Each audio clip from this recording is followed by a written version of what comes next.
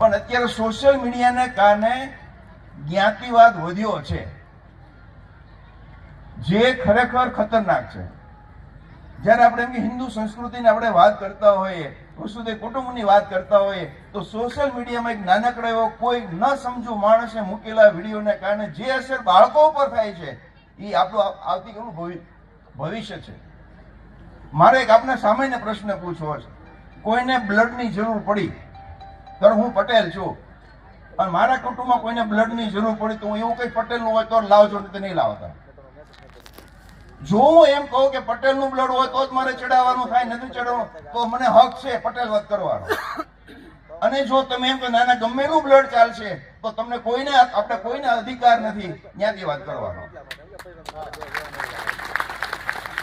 Kidney ખરાબ થઈ ગઈ હોય તો કિડની માટે એવું લખીએ કે નાના પટેલની કિડની હોય તો ચાલશે, નહીં તો નહીં ચાલે.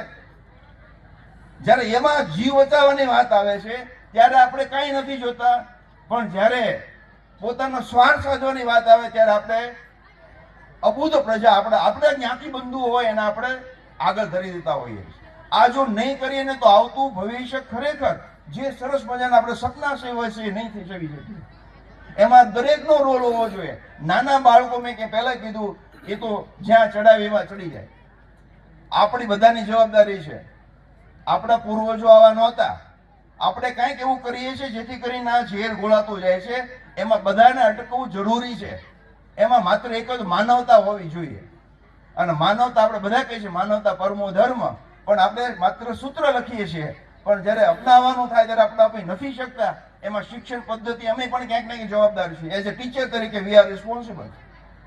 તો આપણા ટીચરની પણ જવાબદારી બને કે બાળકોને કોઈ દિવસ એવું એને ફિલિંગ ના આવી જોઈએ કે આ કાસ્ટમાં છે તે આ કાસ્ટમાંથી છે. બધા માણસો છે અને એ આવતીકાલ ભવિષ્ય છે તો સમાજની સંરચના જળવાઈ રહેશે. નહીતર આપણે જે બેઠા બેઠા કરીએ છીએ ને વાતો અમેરિકા આમ કરીને અમેરિકા આપણે સાંભળવાનું જ રહેવાનું છે.